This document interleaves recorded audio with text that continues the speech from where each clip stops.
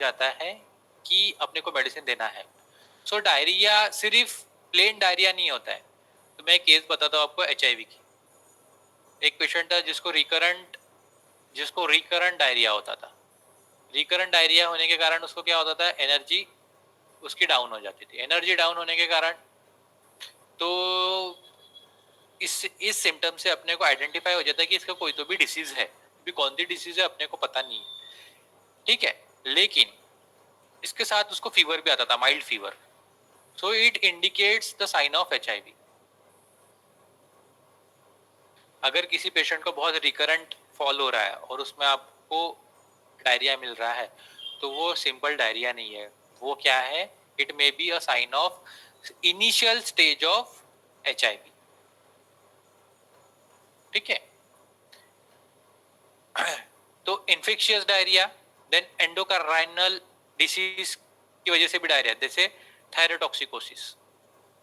Thyrotoxicosis मतलब क्या होता है कि बॉडी में थायराइड हार्मोन बढ़ जाते हैं, दैट इज T3 का लेवल बहुत हो जाता है, T3 T4 का, जिसके कारण क्या होती है, बीएमआर बढ़ जाता है। बीएमआर बढ़ा तो क्या होगा, एक्टिविटी बढ़ जाती है सारे ऑर्गन की, जिसमें अपने को डायरिया भी मिलता है, ठीक है। सो डायरिया ठीक करना है तो उसके पीछे का रीजन भी आपको फाइंड आउट करना पड़ेगा। देन ड्रग्स की वजह से आया, थायरॉक्सिन ड्रग्स, प्रोस्टाग्लैंडिन, एम्पिसिलिन। कुछ ड्रग एब्यूज डायरिया होता है, एंजाइटी के कारण, इरिटेबल बाउल सिंड्रोम के कारण डायरिया होता है, या मिसलेनियस डायरिया होता है, दैट इज मैलिग्नेंट डिसीज में होता है। सो अकॉर्डिंग टू डिसीज अपने को ठीक करना पड़ेगा। जैसे थायरोटॉक्सिकोसिस है, थायरोटॉक्सिकोसिस में अगर कोई पेशेंट डायरिया लेके आया तो क्या होगा, दैट इज अपने को क्या ठीक करना है, थायरोटॉक्सिकोसिस। अभी थायरोटॉक्सिकोसिस कौन से डिसीज में आएगा, उसमें क्या हो रहा है, T3 T4 बढ़ रहा है, दैट इज हाइपरथायरॉयडिज्म हो रहा है। हाइपरथायरॉयडिज्म मतलब क्या हो रहा है कि बॉडी का हार्मोन लेवल एक्सेस में जा रहा है। तो एक्सेस में हार्मोन लेवल जा रहा है तो ये डिसीज किस में आएंगी, सेकेंड डिफेंस में, दैट इज साइकोटिक डिफेंस में आएंगी। साइकोटिक डिफेंस में आता है, ठीक है। ड्रग इंड्यूस्ड डायरिया और मिसलेनियस डायरिया। सो अगर अपने पास सोरिक पेशेंट कोई डायरिया लेके भी आता है तो अपने को फाइंड आउट करना बहुत ज़रूरी है कि वो डायरिया क्यों है, then prescribe the medicine. Otherwise आपको डिसीज फाइंड आउट करना है कि वो क्यों है करके। सेकेंड, वॉमिटिंग, ठीक है। वॉमिटिंग भी है तो फंक्शनल वॉमिटिंग। फंक्शनल वॉमिटिंग मतलब कि आपने कुछ खाया इनडाइजेस्टेबल और जिसके कारण आपको वॉमिटिंग हुई। देन एब्डोमिनल कॉज, अभी वॉमिटिंग के कॉज क्या है, एब्डोमिनल कॉज है। सबसे पहला गैस्ट्रिक है या पेप्टिक अल्सर है, ठीक है, जिसके कारण आपको फूड इनडाइजेस्ट नहीं हो रहा, बाहर आ रहा। कोई कोलिक कॉज है, ठीक है, या एब्डोमिनल इमरजेंसीज है, अपेंडिसाइटिस है, पेरिटोनाइटिस है, कोलियोसिस्टाइटिस है, पैनक्रियाटाइटिस है, इंटेस्टाइनल ऑब्स्ट्रक्शन है। तो ये क्या प्रोड्यूस करेगा, एक्यूट एब्डोमिनल इमरजेंसी। तो ये क्यों आ रही है, क्योंकि ऑर्गन पे इन्फ्लामेटरी कंडीशन आई है, इसीलिए। इसलिए इनका पेन भी कैसा रहता है, बहुत सीवियर रहता है, इनटॉलरेबल पेन रहता है, ठीक है। तो आपको कोई सिम्टम मिल रहा है, एब्डोमिनल पेन है, फीवर है, डायरिया है, ट्राई टू फाइंड आउट कि वो क्यों है, तभी आप प्रॉपरली उसके डायग्नोसिस और अप्रोच की तरफ जा पाएंगे, ठीक है। देन कार्डियक है, जब भी आप देखोगे कि इन्फाक्ट आता है तो मायोकार्डियल इन्फाक्ट के 3 मेन साइन रहते हैं, profuse sweating, profuse perspiration, second वो vomiting, and third is referring pain, referring pain, ठीक है। तो जरूरी नहीं कि कोई भी वॉमिटिंग हो रही है वो कैसा है। अभी ये वॉमिटिंग कैसी हो गई, सिफिलिटिक वॉमिटिंग हो गई, ठीक है। तो मायोकार्डियल इन्फेक्शन में भी क्या आता है, वॉमिटिंग आती है। With referring pain. Referring pain कैसा रहता है, हार्ट टू हैंड जाता है, हार्ट टू फिंगर जाता है, हार्ट टू जॉ जाता है, हार्ट टू बैक जाता है। तो पेन हमेशा स्टार्ट होता है हार्ट से, पर वो कहीं पे भी जा सकता है, हार्ट टू एब्डोमिनल जाता है, हार्ट टू अम्बिलिकस जाता है, ठीक है, वो पेन कहीं पे भी रेफर हो सकता है। सो तो ये वॉमिटिंग कैसे हो गई, सिफिलिटिक वॉमिटिंग हो गई, ये सोरिक वॉमिटिंग नहीं है। तो इंपॉर्टेंट है कि वॉमिटिंग किस टाइप की हो रही है ये भी देखना जरूरी है। देन सेंट्रल वॉमिटिंग, अगर इंट्राक्रैनियल प्रेशर बढ़ गया, ब्रेन का इंट्राक्रैनियल प्रेशर बढ़ गया तो वोमिटिंग होती है। मेनियर डिसीज में वोमिटिंग होती है, मोशन सिकनेस में भी वोमिटिंग होती है, रेडिएशन, कोई कीमो वगैरह लेता है, रेडिएशन लेता है, उसमें भी वोमिटिंग होती है, ठीक है। या कोई मेटाबॉलिक डिसऑर्डर्स है, डायबिटिक है, अल्कोहल है, प्रेगनेंसी है, एडिसन डिसीज है, हाइपरकैलेमिया है, उसमें भी वोमिटिंग होती है। तो सबसे इंपॉर्टेंट है कि फाइंड आउट करो वोमिटिंग क्यों है, और फाइंड आउट करो कि वो वोमिटिंग या वो सिम्टम सोरिक है, साइकोटिक है, कि सिफिलिटिक डिसीज के कारण हो रही है। अगर सोरिक डिसीज के कारण हो रही है तो आपको सोरिक डिसीज को ठीक करने वाला अप्रोच यूज करना है। साइकोटिक डिसीज के में हो रही है तो साइकोटिक डिसीज को ठीक करने वाला अप्रोच यूज करना है। अगर सिफिलिटिक डिसीज में हो रही है तो सिफिलिटिक डिसीज को ठीक करने वाला अप्रोच यूज करना है। जैसे एग्जांपल मैंने बताया था कि अपन मैकेनिक है और अब अपने गैराज में गाड़ी आई, तो गैराज में गाड़ी आएंगी तो क्या होगा, अपन क्या करेंगे, जैसी गाड़ी आएंगी अपन वैसा पाना यूज करेंगे उसको ठीक करने के लिए, है ना। तो वैसे पाना ठीक करेंगे तो क्या करेंगे, जैसे कार आई तो कार के लिए अपन अलग पाना यूज करेंगे, बाइक आई तो बाइक के लिए अपन अलग पाना यूज करेंगे, साइकिल आई तो अलग पाना यूज करेंगे। वैसे ही डिसीज कैसी आती है, अगर सोरिक है तो सोरिक के लिए अलग अप्रोच रहेंगी, साइकोटिक है साइकोटिक के लिए अलग अप्रोच रहेंगी, सिफिलिटिक डिसीज है तो सिफिलिटिक डिसीज के लिए अलग अप्रोच रहेगी। तो वैसे ही कोई भी साइन एंड सिम्टम आता है तो अपने को इम्पोर्टेंट है वो फाइंड आउट करने का वो साइन एंड सिम्टम क्यों है। अगर कोई पेशेंट आपको रैंडमली आता है, वैसे बड़े बड़े क्लिनिक्स में तो प्रॉब्लम नहीं जाती है, क्योंकि बड़े क्लिनिक्स में क्या हो जाता है, बड़े क्लिनिक्स में क्या हो जाता है कि पेशेंट अपॉइंटमेंट लेता है, अपॉइंटमेंट लेने के बाद फिर उसका वो ऑलरेडी 10 जगह से 10 डॉक्टर के पास जाके आया होता है, तो उसका डिसीज डायग्नोसिस होके आता है। बट छोटे क्लिनिक्स में क्या होता है, छोटे क्लिनिक्स में पेशेंट रैंडमली आता है, वो देखते हैं कि चालू है क्या, ठीक है आके बैठ जाओ। जब ऐसे रैंडमली कोई पेशेंट आता है और सबसे इंपॉर्टेंट होता है उस टाइम पे आपको डिसीज डायग्नोसिस करना बहुत जरूरी हो जाता है, और यही कंडीशन में होम्योपैथिक डॉक्टर्स थोड़े से लैक रह जाते हैं। क्यों लैक रह जाते हैं, क्योंकि उनका एक सिस्टम रहता है दैट इज अपॉइंटमेंट के साथ ही मेडिसिन, मतलब अपॉइंटमेंट के साथ ही न्यू केसेस लेके। बट एक्यूट डिसीज आई तो वो अपॉइंटमेंट के साथ नहीं आती, कोई एक्यूट इमरजेंसी आई वो अपॉइंटमेंट के साथ नहीं आती। तो अगर एक्यूट डिसीज आई या एक्यूट पेशेंट आया तो आपके लिए इम्पोर्टेंट ये हो जाता है कि पता रहना, साइन एंड सिम्टम पता रहना बहुत ज़रूरी है कि वो सिम्टम किस डिसीज़ के कारण प्रोड्यूस हो। जैसे अभी अपन ने डायरिया देखे तो डायरिया किस किस डिसीज़ में आता है, वोमिटिंग किस किस डिसीज़ में होती है ना। फिर उस टाइप से आपको वो टूल यूज़ करना है उसको ठीक करने के लिए।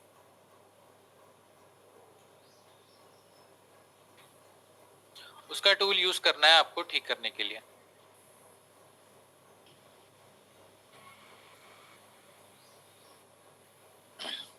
देन वोमिटिंग थर्ड की होती है टॉक्सिक के कारण, that is febrile illness, viral hepatitis, या फिर cholera, corrosive poisoning, drugs like salicylic acids.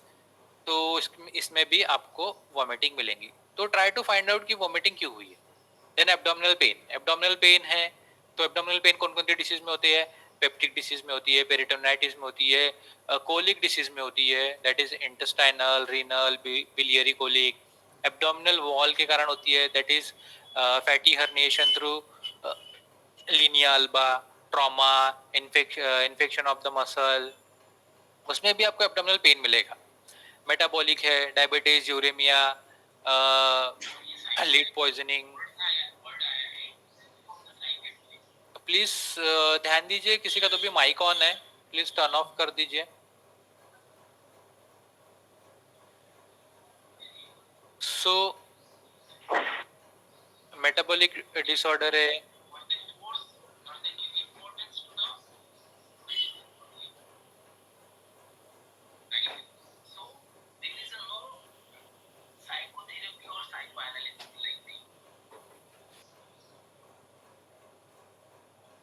सो एब्डोमिनल मेटाबॉलिक है, diabetes, uraemia, lead poisoning, neurogenic है, दैट इज हर्पिस जोस्टर में पेन होता, टेबेस डोर्सालिस में पेन होता, कोई रेफर्ड पेन है जैसे pneumonia, pleurisy, ischaemic heart disease, torsion of testis, ovaries, इसमें भी क्या होता है, एब्डोमिनल पेन होता है, लेकिन वो कैसा पेन रहता है, रेफर्ड पेन रहता है। मैकेनिकल ऑब्स्ट्रक्शन होता है, उसमें पेन आता है। Vascular disturbance producing ischaemic and abdominal angina, या वस्कुलर कोई डिसीज है या फंक्शनल कोई डिसीज है। So try to find out कि एब्डोमिनल पेन किस वजह से है। तो मैंने जैसे बोला कि कोई रैंडमली पेशेंट आ गया, कोई रैंडमली एक्यूट आ गया, तो आपको सबसे इंपॉर्टेंट है, और यही आते हैं diarrhoea, vomiting, fever, abdominal pain. तो ये आपको पता रहने के होना कि कौन सा पेन किस में आता है, और जैसा आपको डिसीज पता रहेगा आप वैसा उसको ठीक कर पाएंगे। ठीक है, क्यों, क्या कॉज है उसके वजह से। जैसे एग्जांपल एब्डोमिनल पेन है, अगर हर्निएशन की वजह से पेन है, हर्निया है उसके वजह से पेन है, तो डिसीज कैसी रहेगी, साइकोटिक डिसीज है, तो आपको साइकोटिक अप्रोच यूज करना पड़ेगा उसको ठीक करने के लिए। ठीक है, वही अगर वही अगर आपको गैस्ट्राइटिस है और उसके वजह से पेन है, तो गैस्ट्राइटिस है और उसके वजह से पेन है, तो आपको कैसी यूज करनी पड़ेगी, सोरिक कंडीशन यूज करनी पड़ेगी उसको ठीक करने के लिए, या सोरिक अप्रोच यूज करना पड़ेगा। वही अगर टॉर्जन है, टेस्टिस टॉर्जन है या ओवरी का टॉर्जन है, तो आपको सिप्लिटिक अप्रोच यूज करना पड़ेगा उसको ठीक करने के लिए। So according to that medicine भी वैसे ही जाएगी।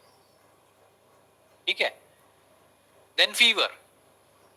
तो जो फीवर मैंने बताया 102 तक के जो फीवर होते हैं वो सोरिक में आते हैं, 102 फ़ारेनहाइट के फीवर सोरिक में आते हैं, और इसके 102 के ऊपर के फीवर सोरो सिफिलिस में आते हैं।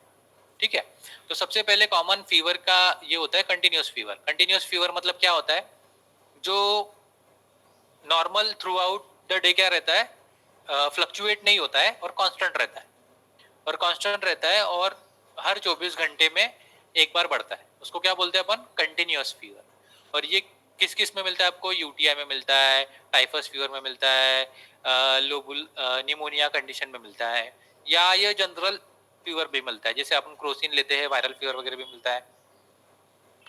ठीक है, तो ये कैसे रहता है, आप टैबलेट लेते हैं, क्रोसिन लिया तो 6 या 8 घंटे के लिए चला जाता है लेकिन वापस आता है। ठीक है ना, तो इसको कंटिन्यू फीवर बोलते हैं, जो कंटिन्यूस रहता है और वो हर 24 आवर के बाद इंक्रीज होता रहता है। ठीक है, सो ये कंटिन्यू फीवर अपने को मोस्टली कॉमनली मिलते रहता है। देन आएगा रेमिटेंट फीवर। रेमिटेंट फीवर मतलब जो फीवर कंटिन्यू रहता है थ्रू आउट द डे, और इसको ही कंटिन्यू रहता है थ्रू आउट द डे, लेकिन ये डे एंड डे कंटिन्यू बढ़ते रहता है, इसी को स्टेप लैडर फीवर बोलते हैं। जैसे आज 99 है तो कल 100 रहेगा, फिर 101 रहेगा, देन 102 रहेगा, देन 103 रहेगा। ठीक है, जैसे एग्जांपल टाइफाइड में या इन्फेक्टिव एंडोकार्टाइटिस में, तो जिसको बोलते हैं रेमिटेंट फीवर, जो रेमिटेंट फीवर कंटिन्यूली बढ़ते ही रहता है। और एक चीज बता देता हूँ, फीवर में और एक चीज इंपॉर्टेंट रहती है कि फीवर में जब भी 1 डिग्री से फीवर बढ़ेगा तो 10 से अपनी पल्स रेट इंक्रीज होता है। 1 डिग्री फीवर बढ़ेगा तो पल्स कितनी बढ़ेंगी, 10 से। वही लेकिन एक टाइफाइड फीवर अकेला ऐसा फीवर होता है जिसमें 1 डिग्री फीवर बढ़ने से पल्स क्या हो जाती है, कम हो जाती है, पल्स 10 डिग्री से कम होती है। तो इसी को हर फीवर में आपको हर फीवर में आपको टैकीकार्डिया मिलेगा, लेकिन टाइफाइड एक ऐसा फीवर जिसमें क्या मिलता है, ब्रैडीकार्डिया, जिसमें पल्स क्या हो जाती है, 10 डिग्री से कम हो जाती है।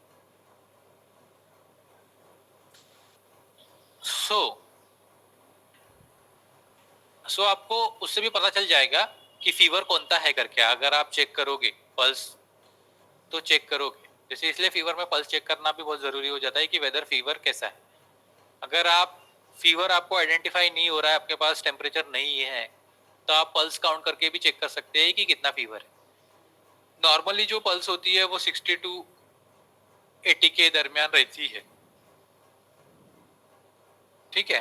तो जैसे अगर 99 है, अगर 99 फ़ारेनहाइट फीवर है, तो आप समझ जाइए कि जो पल्स होंगी वो 90 टू 100 के इसमें आएंगी। फिर ग्रेजुअली 100 पल्स 10 पल्स वो ऐड ऑन होती है। तो हर 1 डिग्री में 10 पल्स ऐड होती है, और वही टाइफाइड में उसका अपोजिट होता है, 1 से कम हो जाती है। Then third is intermittent fever. Intermittent fever is वो फीवर होता है जो इंटरवल के बाद आता है, कुछ इंटरवल के बाद रहता है। जैसे मलेरिया में, जैसे मलेरिया का फीवर कैसा रहता है, इंटरमिटेंट रहता है। आज मुझे 12 बजे आया, तो वो फिर आप तो वो सीधा कल 12 बजे आएगा या कल आएगा,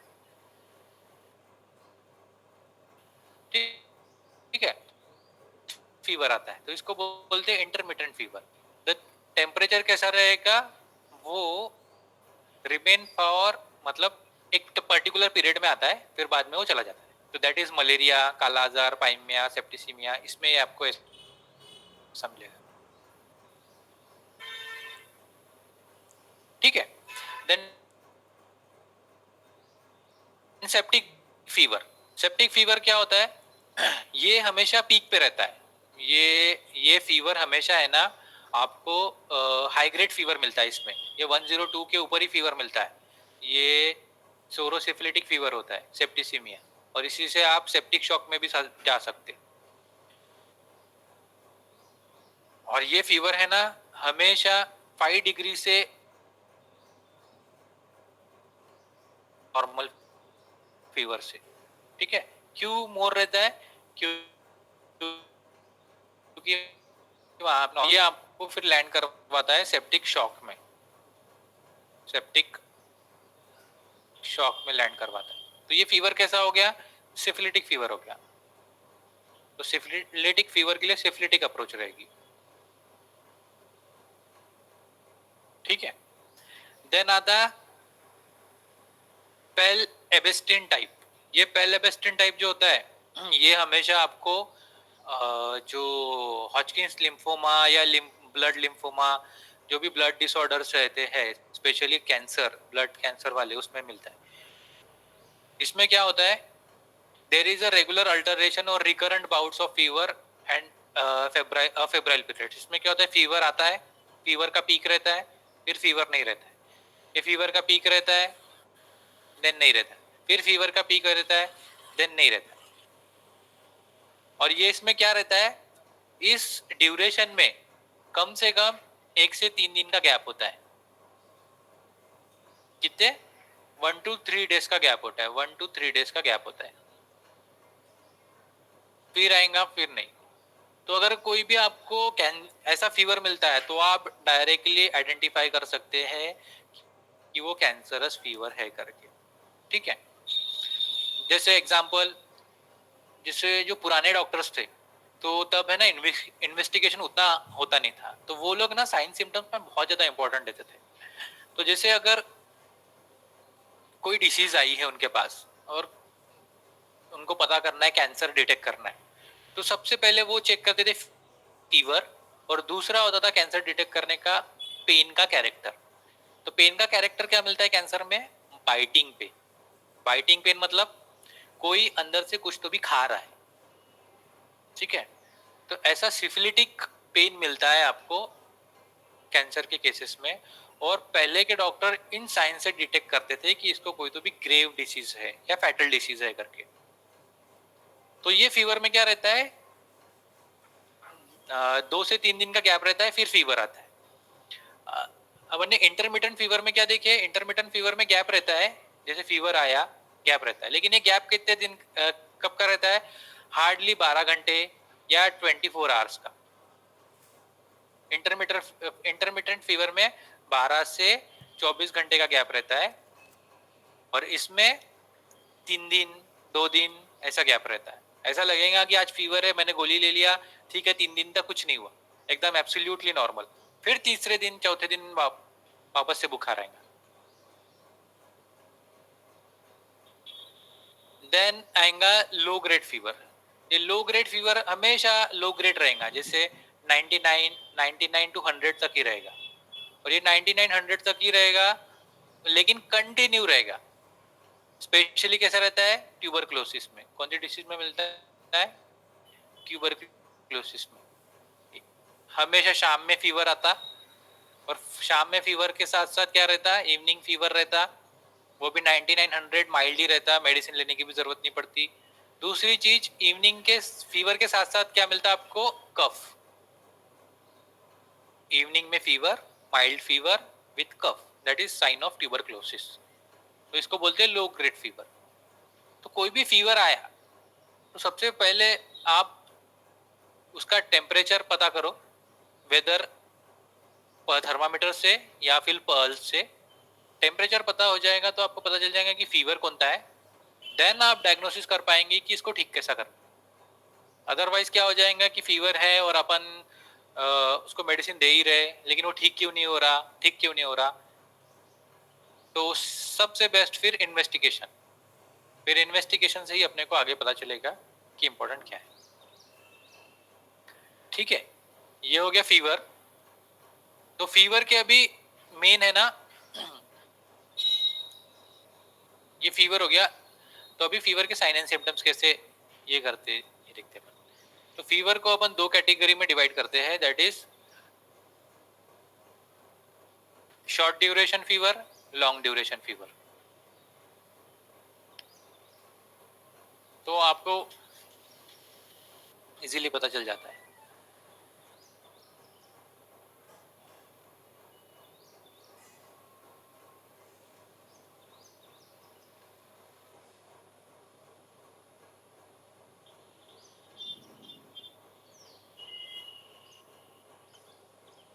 सो पहले आएंगे शॉर्ट ड्यूरेशन फीवर।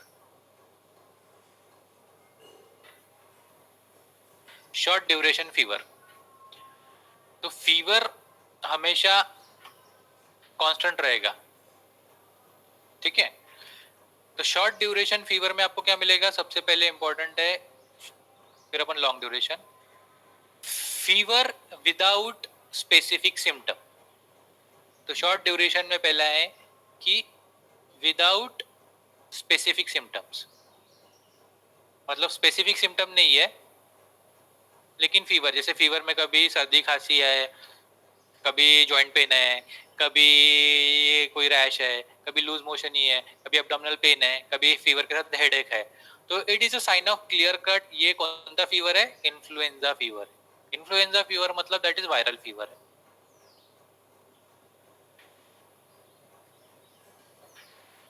सो ये कैसा फीवर है, वायरल फीवर है। तो वायरल फीवर में आपको हमेशा क्या मिलेगा, कभी हेडेक मिलेगा, कभी बॉडी एक मिलेगा, कभी एब्डोमिनल पेन मिलेगा, कभी लूज मोशन मिलेगा, कभी बॉडी पे कोई रैश मिलेगी, ठीक है। तो जरूरी नहीं कि कभी फीवर के साथ हेडेक मिल सकता, कभी बॉडी एक मिल सकता, कभी एब्डोमिनल पेन, कभी ये तीनों एक साथ, कभी कोई एक, या फिर कभी कफ मिलेगा, कभी कोराइजा मिलेगा, कभी साइनस पेन मिलेगा। तो सिम्टम्स स्पेसिफिक नहीं रहते, लेकिन इनमें से कुछ भी हो सकता, तो इसको बोलते हैं viral fever, that is influenza, ठीक है। देन सेकेंड इज अपन देखेंगे with specific symptom. Specific symptom, तो अगर स्पेसिफिक सिम्टम में आपको मिलता है, पहला स्पेसिफिक सिम्टम में मिलता है, जैसे मैंने बताया कि आपको वेट लॉस मिल रहा, वेट लॉस है, साथ में डायरिया है, साथ में कफ है, ठीक है, और जो फीवर है वो माइल्ड डिग्री का है और रिकरेंट है, रिकरेंसी है, तो it is a sign of HIV। Fever को क्या आइडेंटिफाई करेंगे आप? HIV के, दैट इज वायरेमिया का साइन है, प्रोग्रेसिव वेट लॉस है, और ठीक है डायरिया है, और अपने को क्या मिल रहा है? High risk behaviour, that is it is a sign of HIV। HIV fever है। देन थर्ड में मिलेगा आपको, थर्ड में मिलेगा थ्रोट पेन है, डिफिकल्टी इन सॉलोइंग है, ठीक है। सो थर्ड फीवर के साथ क्या है? थ्रोट पेन और डिफिकल्टी इन सॉलोइंग। तो ये फीवर शो करता है टॉन्सिलाइटिस, ठीक है। ये फीवर शो करेगा आपको टॉन्सिलाइटिस, फेरेंजाइटिस, डिप्थेरिया, ठीक है, और इन्फेक्शियस मोनोकोकस।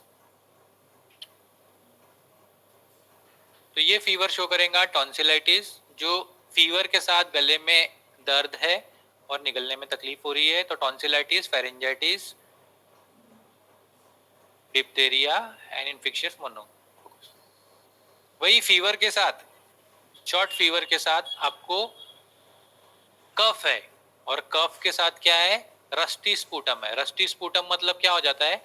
रस्टी स्पूटम मतलब कि जो अपना स्पूटम है वो थोड़ा सा रेडिश है या थोड़ा सा ब्राउनिश है, स्पेशली ब्राउनिश, रेडिश ब्राउनिश। तो ये क्लियर कट साइन होता है कि उसको निमोनिया है करके, ठीक है। ये क्लियर कट साइन है उसको निमोनिया है। और साथ में और एक चीज होती है, फीवर होता है, चेस्ट पेन होता है, खांसने में तकलीफ होती है, और स्पूटम कैसा रहता है? रस्टी। तो that is the sign of pneumonia. अगर आप अर्ली डिटेक्ट कर लेते हैं तो इजीली ट्रीट करने में बहुत इजीली ट्रीट कर सकते हैं। देन सेकंड, फीवर है शॉर्ट ड्यूरेशन का, लेकिन उसको राइगर्स है। राइगर्स मतलब क्या है? Shaking of the body, shaking of the body, rigors है। तो राइगर्स होने के साथ, अभी ये राइगर्स है ना, दो कंडीशन में आते हैं। पहली कंडीशन, उसमें चेक करना पड़ता है कि उनको कोई यूरिनरी में जलन है क्या, that is it is a sign of urinary tract infection.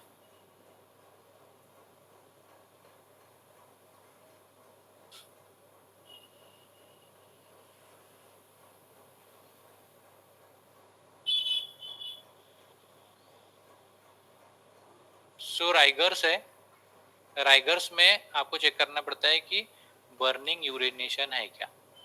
Burning urination है मतलब क्या है? उसको यूटीआई है। जो राइगर्स है हमेशा दो दो इसमें ही आते हैं, यूटीआई एंड सेकेंड अपन इसमें करते हैं, दैट इज मलेरिया। यूटीआई है, बर्निंग यूरिनेशन है, तो वो यूटीआई है। अगर बर्निंग यूरिनेशन नहीं है तो दैट इज अब्सेंट है। तो सबसे पहली कंडीशन आएंगी that is malaria. Second condition आएंगी अगर एब्सेस है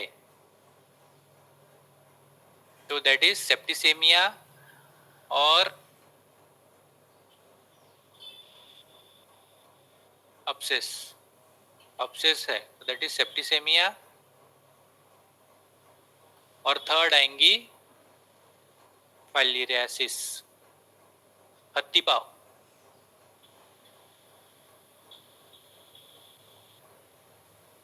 ठीक है, तो हत्ती पाव देखेंगे, इसमें स्वेलिंग रहती है, और सबसे इंपॉर्टेंट क्या रहती है हत्ती पाव में?